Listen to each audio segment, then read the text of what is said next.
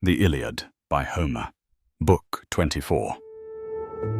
You're listening to Classics Made Clear, classic texts translated with accuracy and accessibility for today's listener. Please like, subscribe, leave a comment, and share these videos with your friends. And the games came to an end, and the people scattered, each man going to his swift ship. The others turned their thoughts to dinner and to the enjoyment of sweet sleep. But Achilles wept, remembering his dear companion, and sleep, which overcomes all, did not take hold of him. Instead, he kept turning this way and that, longing for Patroclus, his manhood and his great strength, and for all they had done together, and all the hardships they had endured, the wars of men and the painful crossing of the sea. Remembering all these things, he shed heavy tears, lying now on his side, now on his back, and again on his face. Then he would rise up and wander restlessly along the shore of the sea. Nor did the dawn, as it rose over the water and the beaches, escape his notice. And when he had yoked the fast horses beneath his chariot, he would tie Hector behind it to drag him. 3 times he dragged him around the tomb of the son of Menoetios, and then he would go back to rest in his hut, leaving the dead man stretched face down in the dust. But Apollo pitied him, though he was dead, and kept all ugliness away from his body. He covered him completely with his golden sacred mantle, so that he would not be torn as Achilles dragged him. So Achilles, in his raging anger, kept dishonoring great Hector. But the blessed gods looked on with pity, and they urged Hermes the mighty Argus slayer to steal the body. This plan pleased all the other gods, but not Hera, nor Poseidon, nor the grey-eyed goddess. They held on to their hatred for sacred Troy, and for Priam and his people, just as they had from the beginning, because of the madness of Alexandros, that is Paris, who insulted the goddesses when they came to him in his courtyard, and chose the one who offered him destructive desire. But when the 12th dawn had come after that time, then Phoebus Apollo spoke among the immortals. You gods are cruel and destructive. Did not Hector burn for you the thigh pieces of oxen and perfect goats? And now you cannot bring yourselves to save him, even though he is only a dead man, so that his wife may look on him, and his child, and his mother, and his father Priam, and his people, who would quickly burn him in the fire and give him his burial rites. Instead, you gods wish to help this deadly Achilles, who has no just thinking in his heart, nor any mind that can be bent. He is like a savage lion, who, giving way to his great strength and proud spirit, goes among the flocks of men to seize his feast. So Achilles has destroyed pity within himself, and there is no shame in him, shame which harms men, but also helps them.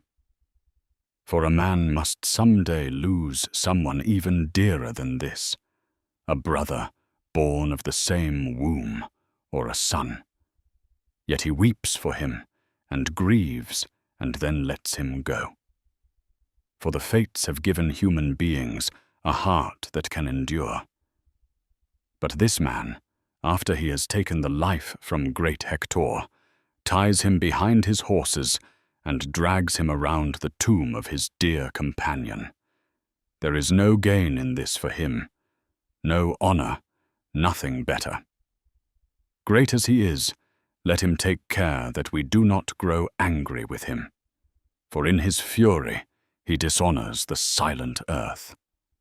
Then Hera of the white arms answered him in anger. What you say might be so, Lord of the silver bow, if you were to give equal honor to Achilles and to Hector. Hector was mortal, and he was nursed at a woman's breast. But Achilles is the child of a goddess, one whom I myself raised and cared for, and gave as a bride to a man, to Peleus, who was dear to the hearts of all the immortals. All you gods came to that wedding, and you too were there among them, holding your lyre, you friend of evil, always faithless. Then Zeus, who gathers the clouds, answered her, Hera, do not be so completely angry with the gods. Their honor will not be the same. Yet Hector also was most dear to the gods of all the mortals who live in Troy. So he was to me, since he never failed to give pleasing offerings. Never did my altar lack an equal feast, or drink offering, or the rich smoke of sacrifice, since that is the honor we receive. But we will not allow him to be stolen, for it is not possible to take bold Hector secretly from Achilles. His mother is always near him, night and day.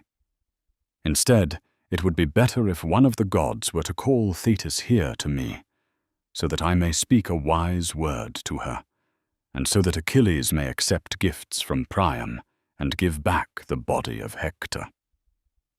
So he spoke, and Iris, swift as the storm wind, rose up to carry the message. Between Samos and rocky Imbros, she plunged into the dark sea, and the waters roared around her. She went down like a weight of lead, like the kind fixed to the horn of a field-roaming ox, which carries death to the raw-eating fish. She found Thetis in a hollow cave, and gathered around her sat the other sea goddesses.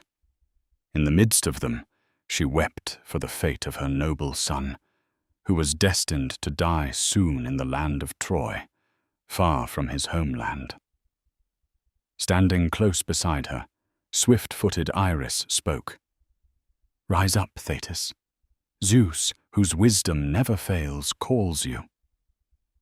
Then Thetis, the silver-footed goddess, answered her, What does that great god want with me?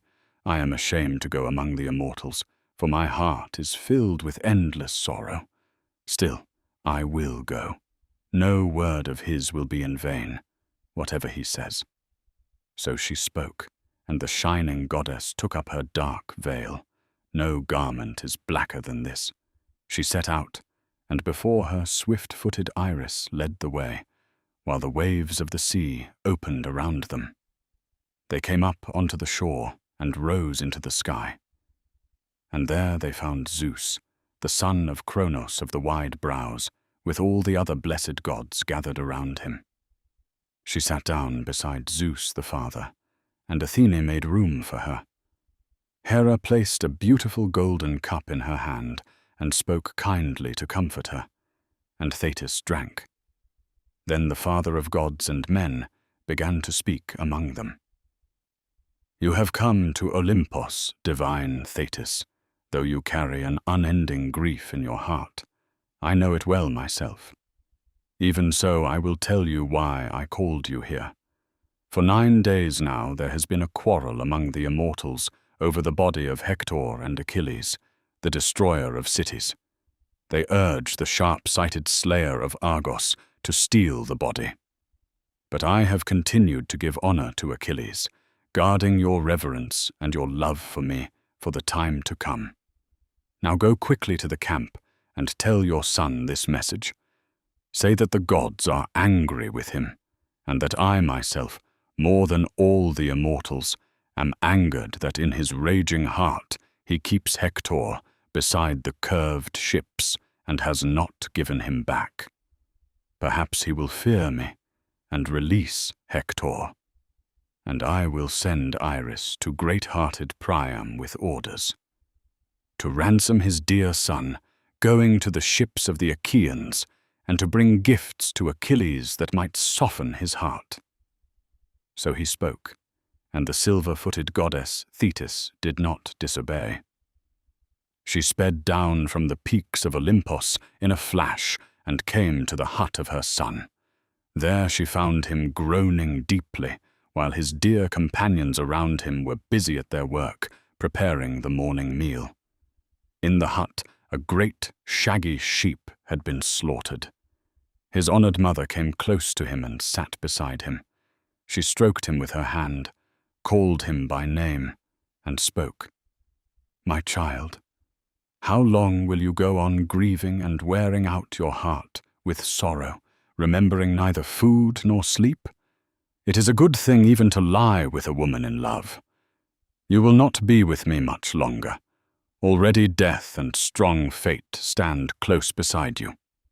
But come, listen to me quickly, for I bring you a message from Zeus. He says that the gods are angry with you, and that he himself, more than all the immortals, is angered that in your raging heart you keep Hector beside the curved ships and have not given him back. Come then, release him, and accept ransom for the body."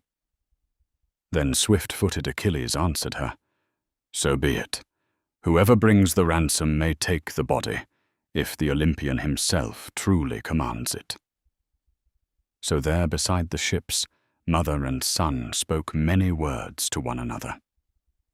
Then the son of Cronos urged Iris to go to sacred Ilion. "Go now, swift Iris, leaving your seat on Olympos. Go within Ilion and tell Priam of the great heart to ransom his dear son, going to the ships of the Achaeans, and to bring gifts to Achilles that might soften his heart. Go alone. Let no other man of the Trojans go with him.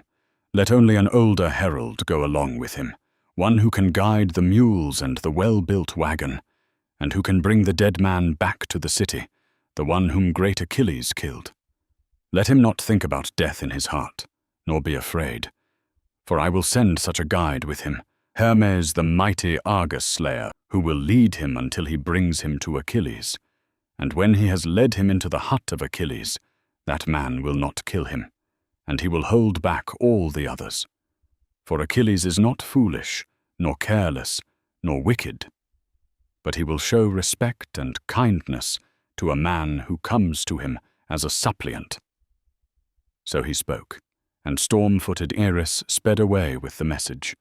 She came to the house of Priam, and found loud cries and mourning. His sons sat around their father inside the courtyard, soaking their clothes with tears. In the middle sat the old man, wrapped in his cloak, with dung thick upon his head and neck, for he had rolled in it and smeared it on himself with his own hands. His daughters and his sons' wives throughout the house were wailing, remembering the many brave men who had died and lay dead at the hands of the Argives. The messenger of Zeus stood beside Priam and spoke to him softly, yet a trembling seized his limbs. "Take courage, Priam, son of Dardanos. Do not be afraid. I have not come to you with evil in mind, but thinking good for you. I am a messenger of Zeus, who, though far away, cares for you greatly and has pity on you. He commands you to ransom great Hector, and to bring gifts to Achilles that may soften his heart. Go alone. Let no other Trojan go with you. Let a herald go with you, an older man, one who can handle the mules and the well-built wagon, so that he may bring the dead man back to the city, the one whom great Achilles killed. Let death not trouble your heart, and have no fear, for such a guide will go with you, Argefontes, who will lead you until he brings you to Achilles. And when he has brought you into the shelter of Achilles, he himself will not kill you, and he will hold back all the others. For he is not foolish, nor careless, nor wicked, but he will show kindness and respect to a man who comes to him as a suppliant." So swift-footed Iris spoke, and departed. Then Priam ordered his sons to prepare the well-running mule wagon and to fasten the carrying frame upon it. He himself went down into the storeroom, fragrant with cedar and high-roofed, where many treasures were kept. He called to his wife Hecate and spoke to her. "My dear wife, a messenger has come to me from Zeus on Olympos, telling me to go to the ships of the Achaeans and ransom my dear son, bringing gifts to Achilles that may soften his heart. But come, tell me what you think. What does your mind say is best? For my own heart and spirit strongly urge me to go there, to the ships within the wide camp of the Achaeans." So he spoke, and his wife cried out loudly and answered him, "Ah me, where has your good sense gone? The sense for which you were once known among strangers and those you rule over.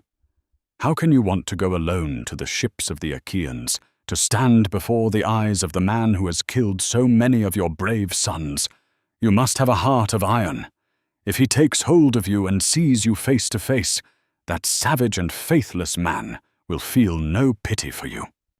Let us stay here in the house and weep for Hector. For at the beginning, when I gave birth to him, strong fate spun this for him on the thread, that he would be eaten by swift dogs, far from his parents, at the hands of a powerful man. I wish I could sink my teeth into the middle of his liver and devour it. That would be revenge for my son. For he did not kill him when he was weak or cowardly, but as he stood before the men of Troy and the deep-robed women of Troy, with no thought of fear or flight. Then the aged godlike Priam answered her, "Do not try to hold me back when I am eager to go, and do not be a bird of evil omen in my house. You will not persuade me. If some other man among mortals had told me this, one of the seers or priests, I would have said it was false and turned away from it. But now I myself have heard the god and seen her face to face. I will go, and this word will not be empty. And if it is my fate to die there by the ships of the bronze-clad Achaeans, then I accept it. Let Achilles kill me at once, after I have taken my son in my arms, and satisfied my desire for mourning." So he spoke, and opened the lids of his treasure chests. From them he took out 12 beautiful robes, and 12 single cloaks, and as many blankets, and as many white wraps, and the same number of tunics. He weighed out 10 talents of gold, and brought out 2 shining tripods, and 4 cauldrons, and a beautifully crafted cup, which the Thracians had given him when he went there on an embassy. The old man did not spare even this from his halls, so greatly did his heart long to ransom his dear son. Then he drove all the Trojans out of the court, scolding them with harsh words. "Out of here, you worthless, shameful men! Do you not have grief in your own houses, that you come here to trouble me? Is it not enough that Zeus, son of Kronos, has given me sorrow by taking the best of my sons? You will know it too. Now that he is dead, it will be easier for the Achaeans to kill you. But as for me, before I see this city destroyed and laid waste, I would rather go down into the house of Hades." So he spoke, and drove the men away with his staff, and they hurried out before the old man in his anger. Then he turned on his sons, shouting at them and rebuking them, Helenos and Paris, and brilliant Agathon, Pammon and Antiphonos, Polites strong in battle cry, Dephobos and Hippothous and noble Dios. 9 of them he called out by name, and ordered harshly, "Hurry for me, you useless children, my shame. I wish you had all been killed by the swift ships in place of Hector. Ah me, how miserable I am, who fathered the best sons in wide Troy. And not one of them is left to me.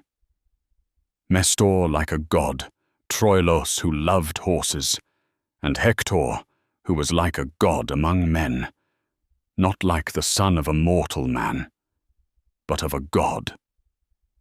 Ares has destroyed them all, and what is left to me are these disgraces, liars and dancers, the best at stamping the dance floor, robbers of lambs and goats among their own people.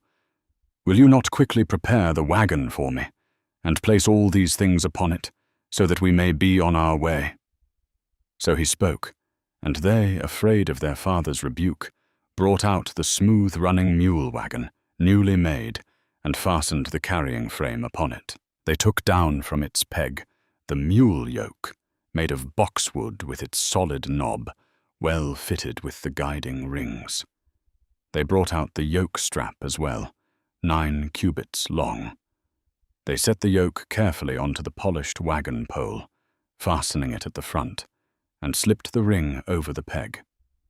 Then they tied it fast with 3 turns on either side around the knob and secured it firmly underneath.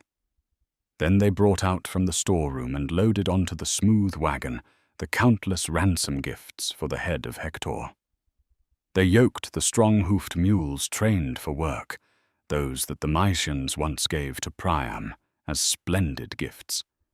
And for Priam himself they led out the horses, which the old man had kept and cared for at his polished manger. So in the high-roofed house the herald and Priam, both careful in their thoughts, made ready the yoking. Then Hecate came near to them in sorrow, holding in her right hand sweet wine in a golden cup, so that they might pour a drink offering before they went. She stood before the horses, called Priam by name, and said, "Here, pour a drink offering to Zeus the Father, and pray that you may come safely back from the land of your enemies, since your own heart drives you to the ships, though I would not have it so.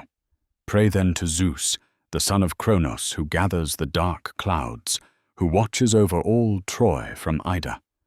Ask him to send you a bird of omen, a swift messenger, the one he loves most of all birds, and the strongest, one that appears on your right side, so that when you see it with your own eyes, you may trust in it, and go to the ships of the fast-riding Danaans. But if Zeus of the wide brows does not send you such a sign, then I would not urge you to go to the ships of the Argives, however eager you are." Then godlike Priam answered her, "My wife, I will not refuse what you urge. It is a good thing to lift one's hands to Zeus, in case he will show mercy." So the old man spoke, and he told the housekeeper to pour clean water over his hands. She stood beside them, holding the basin and the pitcher in her hands. He washed his hands and took the cup from his wife. Then he stood in the middle of the courtyard and prayed, pouring out the wine as a drink offering, and looking up into the sky he spoke, "Father Zeus, who rules from Ida, most glorious, most great, grant that I may come to Achilles in a way that wins his favor and pity. And send me a bird of omen, a swift messenger, the one you love most of all birds and the strongest, one that appears on the right, so that when I see it with my own eyes, I may trust in it and go to the ships of the fast-horsed Danaans." So he spoke in prayer, and Zeus of wise counsel heard him. At once he sent an eagle, the noblest of birds, dark and a hunter, the one they also call the Black Eagle. As the door of a high-roofed chamber in the house of a rich man, well fitted with strong bars, so wide were its wings on either side. It flew over the city on the right hand, and when the people saw it, they rejoiced, and the spirit in the hearts of all of them was strengthened. Then the old man, eager, climbed into his chariot and drove out through the gate and the echoing courtyard. In front, the mules pulled the 4-wheeled wagon, driven by Idaios in his wisdom, and behind came the horses, which the old man urged on quickly with the whip through the city.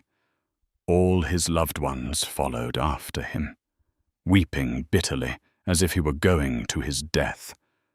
But when they had gone down out of the city and come into the plain, the others, sons and sons-in-law, turned back toward Ilion. Yet the 2 of them did not escape the notice of Zeus of the wide brows as they moved out into the open. When he saw the old man, he felt pity for him, and at once he spoke to his dear son Hermes. "Hermes, since it is most pleasing to you to be a companion to men, and you listen to whom you will, go now and guide Priam to the hollow ships of the Achaeans in such a way that no other Danaans may see him or notice him before he comes to the son of Peleus." So he spoke, and the guide, the slayer of Argos, did not disobey. At once he bound beneath his feet his beautiful sandals, golden and immortal, which carry him over the sea and over the endless land with the speed of the wind. He took up the staff with which he charms the eyes of men when he wishes, or awakens them from sleep. Holding this in his hands, strong Argefontes flew swiftly onward. Quickly he came to Troy and the Hellespont, and then went on, taking the form of a young man, a noble youth with the first beard upon his chin, in the prime of early manhood. When the two had driven past the great tomb of Elos, they stopped the mules and horses so they might drink from the river, for already darkness had fallen over the land. Then the herald saw Hermes coming near, and spoke to Priam. "Think carefully, son of Dardanus. This is a moment for wise judgment. I see a man, and I fear he will soon destroy us. Come, let us flee with the horses, or else we should clasp his knees and beg him to have mercy on us." So he spoke, and the old man's mind was shaken, and he was terribly afraid. The hair stood up on his bent limbs, and he stood staring. But the kindly god came near, took the old man's hand, and spoke to him. "Where are you going, father, driving your horses and mules through the immortal night, when other men are asleep? Do you not fear the Achaeans, fierce and breathing fury, who are near you and are your enemies? If one of them should see you carrying so many treasures through the dark night, what would you do? You yourself are not young, and the man with you is old, unable to fight off someone who might attack first. But I will not harm you, and I would even defend you from another. You remind me of my own dear father." Then the aged godlike Priam answered him, "Yes, dear child, all this is just as you say. Yet still some god has held his hand over me, who has sent such a traveler as you to meet me, an omen of good. For you are such in form and appearance, and wise in mind. Blessed are your parents." Then in turn the guide, the slayer of Argos, answered him, "Yes, old man, all that you have said is right and fitting. But come now, tell me this clearly and exactly. Are you taking all these many fine treasures to foreign men, so that they may be kept safe for you? Or are you all now leaving sacred Troy in fear, since such a man has died, your son, who was the best among you and never failed in battle against the Achaeans?" Then again, the aged, godlike Priam answered him, "Who are you, best of men, and who are your parents? Since you spoke so well of the fate of my ill-starred son." Then again the guide, the slayer of Argos, answered him, "You test me, old sir, and ask about noble Hector. I have seen him many times with my own eyes in the battle where men win glory, and also when he drove the Argives back upon their ships, striking them down with the sharp bronze. We stood watching in wonder, for Achilles would not let us fight then, because of his anger against the son of Atreus. For I am a servant of Achilles, and we came here in the same well-built ship. I am one of the Myrmidons, and my father is Polyctor, a wealthy man, but old as you are. He has 6 other sons, and I am the 7th. Among them I cast lots, and it fell to me to come here. Now I have come out onto the plain from the ships, for at dawn the bright-eyed Achaeans will set battle around the city. They are restless as they sit there, and the leaders of the Achaeans cannot hold them back, eager as they are for war." Then aged, godlike Priam answered him, "If you are truly a servant of Peleus' son Achilles, then come, tell me the whole truth. Does my son still lie beside the ships, or has Achilles already cut him limb from limb and thrown him to the dogs?" Then again the guide, the slayer of Argos, answered him, "Old sir, neither dogs nor birds have eaten him. He still lies there beside the ship of Achilles in the huts, just as he was. Now it is the 12th dawn that he has lain there, yet his flesh does not decay, nor do worms consume him, the worms that devour men who have fallen in battle. It is true that Achilles drags him around the tomb of his dear companion at each dawn, but he does not harm him, nor does he dishonor him. You yourself will see, when you go there, how fresh with dew he lies, and how the blood has been washed away from him. There is no decay on him, and all his wounds have closed, as many as were struck in him, for many drove the bronze into his body. So the blessed gods care for your son, even though he is dead, since he was dear to them in their hearts." So he spoke, and the old man rejoiced and answered him, "My child, it is indeed a good thing to give proper gifts to the immortals. For my son, if ever I had one, never forgot in his halls the gods who hold Olympus. Therefore they remembered him, even in death. But come now, take from me this beautiful cup, and protect me, and with the help of the gods guide me, until I reach the shelter of the son of Peleus." Then again the guide, the slayer of Argos, answered him, "You test me, old man, though I am younger, but you will not persuade me to take your gifts without Achilles knowing. I fear him in my heart, and respect him too much to steal from him. Such a thing might bring me trouble later. But I will guide you and guard you carefully, even all the way to famous Argos, whether by swift ship or going on foot. No one would fight you out of contempt for your escort." So the kindly god spoke, and sprang up into the chariot behind the horses. Quickly he took the whip and the reins in his hands, and breathed strength into the horses and the mules. When they came to the walls and the trench around the ships, the guards had just begun to prepare their evening meal. But the guide, the slayer of Argos, poured sleep upon them all, and quickly opened the gates and pushed back the bars. Then he brought Priam inside, and the splendid gifts on the wagon. But when they came to the shelter of the son of Peleus, a tall hut which the Myrmidons had built for their lord, cutting timbers of pine and roofing it over with a thick thatch of grass gathered from the meadow, and around it they had made a great courtyard for their king, fenced with close-set stakes, with a single door fastened by a bar of pine, which 3 Achaeans would take to close and 3 to open, though Achilles could fasten it by himself. Then Hermes, the kindly god, opened the gate for the old man, and brought in the glorious gifts for swift-footed Peleus' son. He stepped down from the chariot to the ground and spoke, "Old man, I who have come to you am an immortal god, Hermes, for my father sent me to guide you. But now I will go back again, and I will not come before the eyes of Achilles. It would be wrong for an immortal god to show such open favor to mortal men.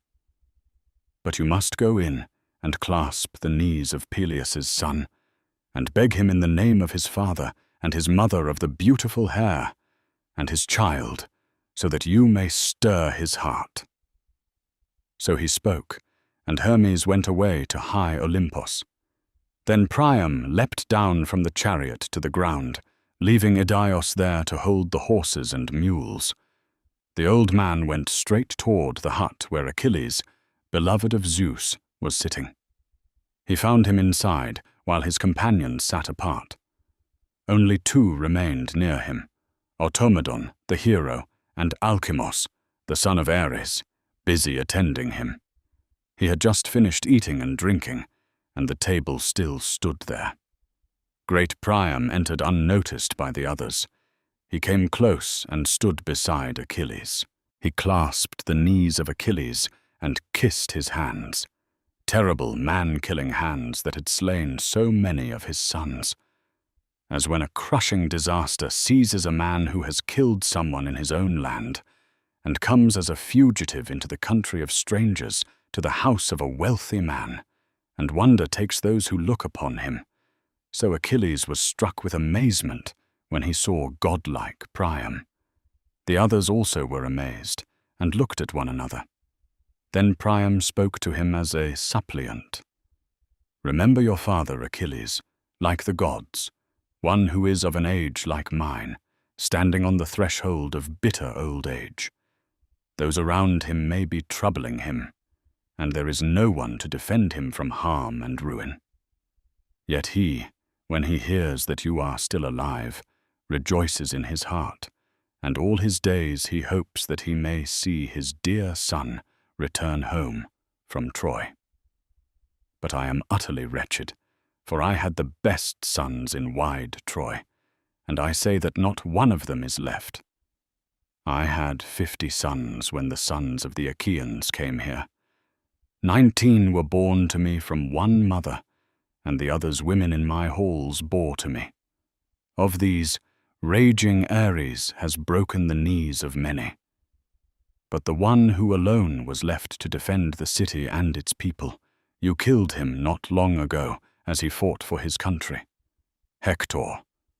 For his sake I have now come to the ships of the Achaeans to ransom him from you, and I bring countless gifts.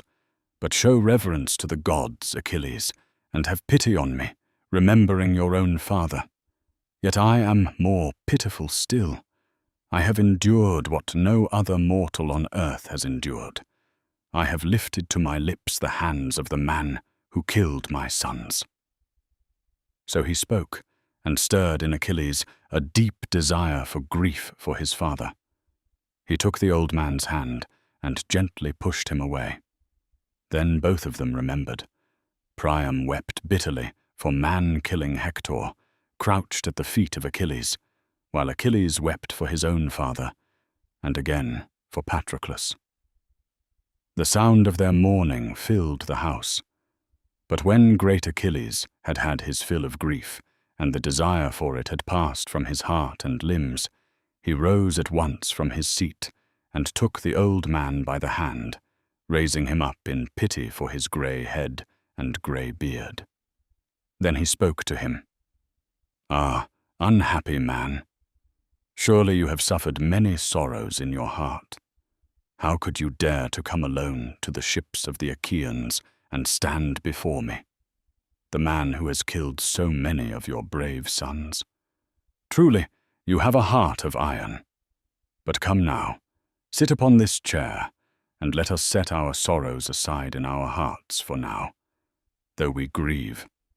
There is no gain at all in cold lamentation, for so the gods have spun the lives of miserable mortals, that we live in sorrow, while they themselves are free from care.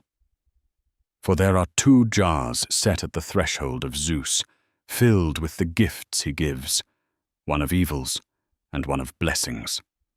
When Zeus, who delights in thunder, mixes these and gives them to a man, sometimes he meets with evil, and sometimes with good. But when Zeus gives only from the jar of sorrows, he makes that man despised, and cruel hunger drives him over the shining earth, and he wanders without honor from gods or men. So it was that the gods gave splendid gifts to Peleus from his birth. He surpassed all other men in wealth and prosperity, and ruled over the Myrmidons. Yet even to him, though he was mortal, they gave a goddess as his wife. But even upon him a god set evil also. No line of strong sons was born to him in his halls, but only one child, doomed to an untimely fate. And I do not care for him in his old age, since I sit here in Troy, far from my own land, bringing sorrow upon you and your children. And you, old sir, we hear that once you were blessed. As far as Lesbos, the seat of Makarios, stretches above, and Phrygia beyond, and the wide Hellespont. Over all these, they say, you excelled in wealth and in sons. But since the gods of heaven brought this grief upon you, there is always fighting around your city and the killing of men. Endure it, then, and do not grieve without ceasing in your heart. There is no profit in sorrowing for your son. You will not raise him again, but sooner you will suffer yet another grief." Then aged Priam, godlike, answered him, "Do not make me sit upon a chair, fostered of Zeus, while Hector lies uncared for in the huts. No, give him back to me quickly, so that I may see him with my own eyes. And accept the ransom we bring, rich as it is. May you enjoy it, and return to your own native land, since you have first allowed me to live and to look upon the light of the sun."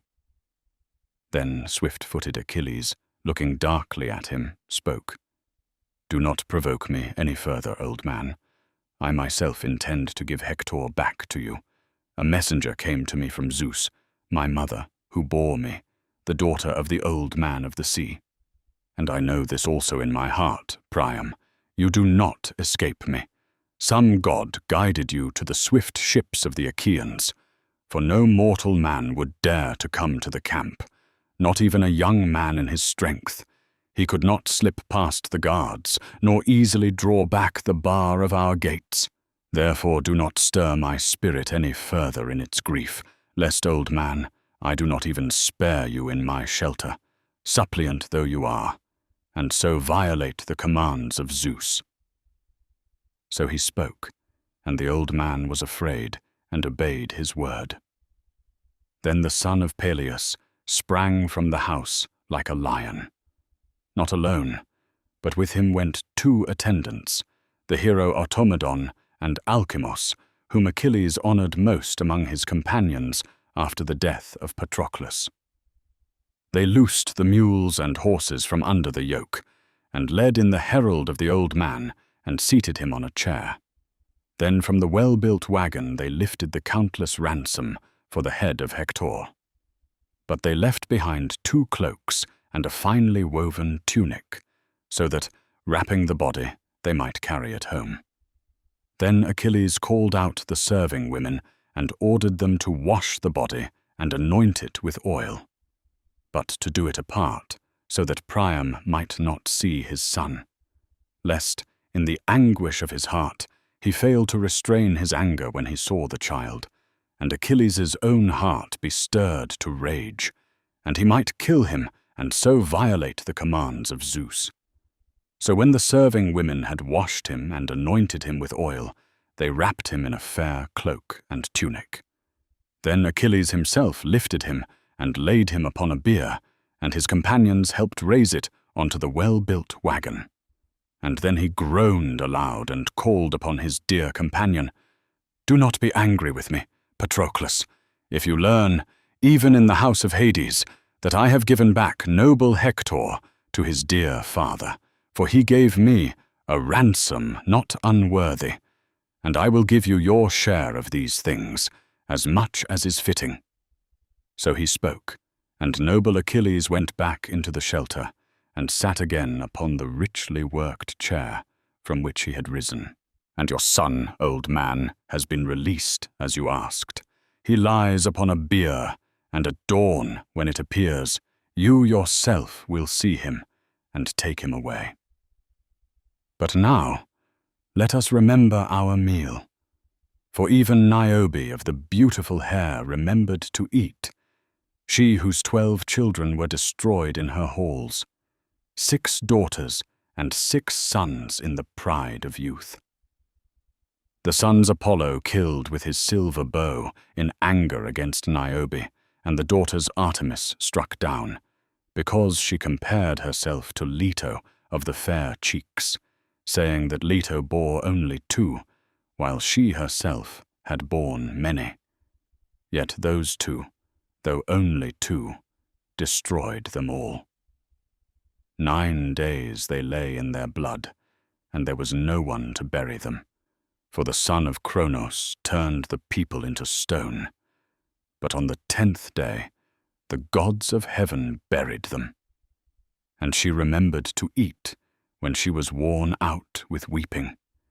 And now somewhere among the rocks, in the lonely mountains, in Sipylos, where they say are the resting places of the goddesses, the nymphs who dance about the streams of Achilles, there, though turned to stone, she still broods on the sorrows the gods gave her. So come, even we must think of food, noble old man. Afterward, you may take your beloved son into Ilion and mourn him, and he will be much lamented." So he spoke, and swift-footed Achilles sprang up and slaughtered a shining sheep. His companions skinned it and prepared it well, cutting the meat skillfully into pieces and spitting it on the spits, and roasting all with care and drawing it off. Then Automedon took the bread and set it out upon the table in fair baskets, while Achilles served the meat, and they put forth their hands to the good things lying ready before them.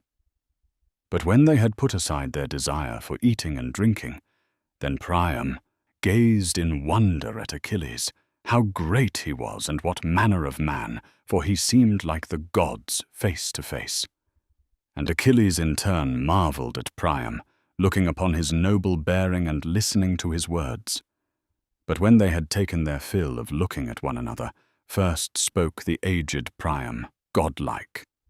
"Grant me now, Zeus-nurtured one, as quickly as possible, a place to lie down, so that we may enjoy sweet sleep as we rest.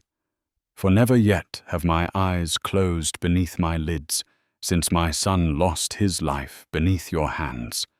But always I groan and brood over countless sorrows, rolling in the filth of my courtyard.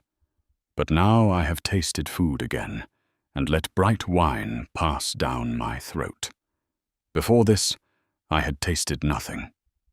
So he spoke, and Achilles ordered his companions and the serving women to set beds beneath the portico, and to spread fine purple coverings beneath and blankets above, and to lay fleecy cloaks on top as covering.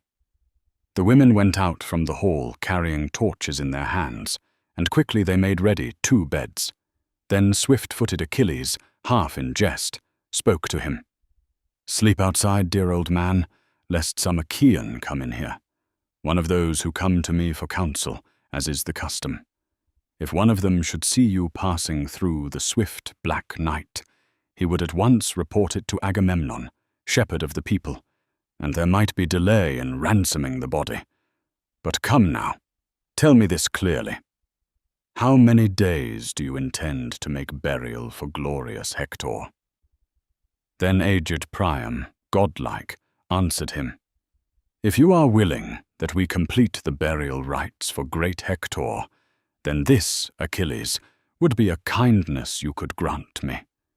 You know how we are shut in within our city, and the wood must be brought from far in the mountains, and the Trojans are very afraid. For 9 days we would mourn him in our halls. On the 10th we would bury him and hold a feast for the people.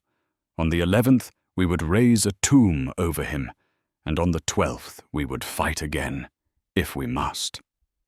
Then swift-footed, brilliant Achilles answered, "All this shall be as you say, aged Priam. I will hold back the war, for as long as you ask." So he spoke, and took the old man by the wrist with his right hand, so that he might not be afraid in his heart. Then Priam and the herald, both wise in counsel, slept there in the forecourt of the house, while Achilles slept in the inner part of the well-built shelter. And beside him lay Briseis of the fair cheeks. All the other gods and chariot-driving men slept through the whole night, overcome by gentle sleep. But sleep did not take hold of Hermes, who pondered in his mind how he might guide King Priam away from the ships unseen by the sacred gatekeepers. He stood above his head and spoke to him. "Old man, you give no thought to danger. Sleeping here among enemy men, now that Achilles has spared you.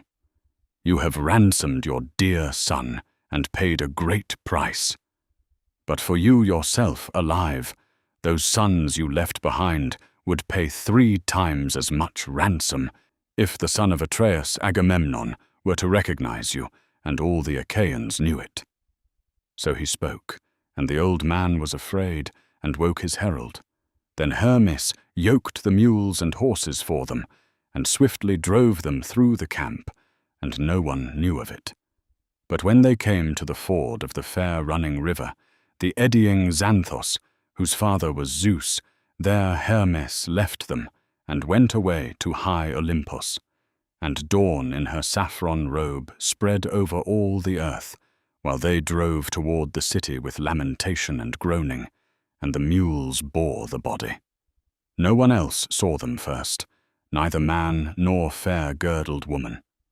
But Cassandra, like golden Aphrodite, standing on Pergamos, caught sight of her dear father, standing in the chariot and the herald beside him, and she saw him lying upon the bier, drawn by the mules. She cried out in grief and called through all the city, "Come, Trojans and Trojan women, look upon Hector, if ever before you rejoiced to see him return alive from battle, for he was a great joy to the city and all the people." So she spoke, and no man remained in the city, nor any woman, for unbearable grief came upon them all. They met Priam near the gates as he brought the body. First his beloved wife and his queenly mother rushed forward, tearing at their hair as they ran beside the well-wheeled wagon, clutching his head, while the crowd stood around them weeping. And now they would have mourned there before the gates all day long until the sun went down, shedding tears for Hector. But the old man spoke from the chariot to his people, "Make way for me with the mules to pass through. Afterward, when I have brought him home, you may take your fill of mourning." So he spoke, and they stood aside and made way for the wagon. When they had brought him into the glorious house, they laid him upon a carved bed, and set beside him the singers who led the dirge, and they sang the song of mourning, while the women answered with their cries. Among them Andromache of the white arms began the lament, holding the head of Hector in her hands. "My husband, you are gone young from life, and you leave me a widow in our halls, and the child still only a baby, whom you and I bore in our sorrow. I do not think he will ever reach manhood, for before that this city will be destroyed from top to bottom. You are gone, you who guarded it, who protected its noble wives and helpless children. Soon they will be carried away in the hollow ships, and I among them. And you, my child, will go with me, to labor in shameful work for a harsh master. Or else some Achaean will seize you by the arm and hurl you from a tower to a dreadful death in anger for one whom Hector killed, a brother, a father, or a son, since many Achaeans bit the vast earth beneath Hector's hands. For your father was no gentleman in the grim fighting. So now all the people mourn you through the city, Hector. You have brought upon your parents grief and sorrow beyond words, but for me above all remains the sharpest pain. For you did not die in bed and stretch out your hands to me, nor speak some final word. Wasn't close to the heart that I might remember always, through all my nights and days of weeping. So she spoke, weeping, and the women groaned around her. Then Hecuba began in turn to lead the lament. Hector, of all my sons the dearest by far to my heart. While you lived you were dear to the gods, and even in death they still care for you. For the others, my sons, swift-footed Achilles would take and sell across the barren sea to Samos, to Imbros, and Hyelmistylemnos. But when he took your life with the sharp bronze, he dragged you again and again around the tomb of his beloved friend, Patroclus, whom you killed. Yet even so, he could not bring him back. And now you lie here, fresh as dew in the halls, like one whom Apollo has struck down with his gentle arrows." So she spoke in tears and stirred the endless mourning. Then third among them, Helen began the lament. "Hector, dearest to my heart of all my husband's brothers, my husband is godlike Paris, who brought me here to Troy. Would that I had died before that day. For now this is the 20th year since I came from my homeland. Yet never once have I heard from you a harsh or insulting word. When others in the palace rebuked me, your brothers, or their wives, or even your mother, though your father was always gentle, you would speak and turn them aside, restraining them with your kindness of heart and your gentle words. So now I weep for you, and for myself in my sorrow. For there is no one else left for me in wide Troy, who is kind and dear. All others shrink from me." So she spoke, weeping, and the vast crowd groaned with her. Then aged Priam spoke to his people. "Now, men of Troy, bring timber into the city, and do not let your hearts fear any ambush of the Argives. For Achilles himself promised me, as he sent me away from the black ships, that no harm would come to us until the 12th dawn." So he spoke, and they yoked their oxen and mules to the wagons, and quickly gathered before the city. For 9 days they hauled in endless wood.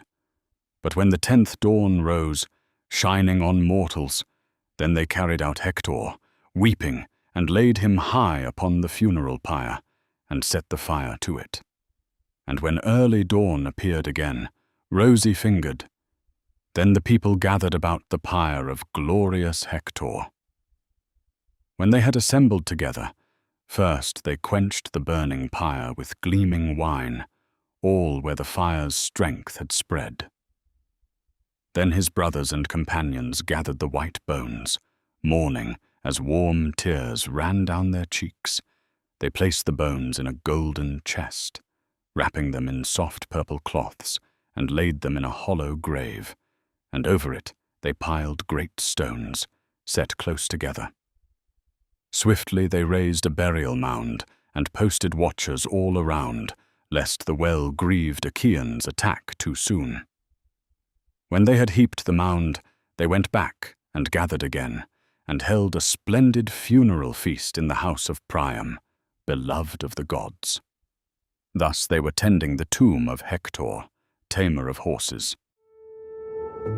You're listening to Classics Made Clear, classic texts translated with accuracy and accessibility for today's listener. Please like, subscribe, leave a comment, and share these videos with your friends.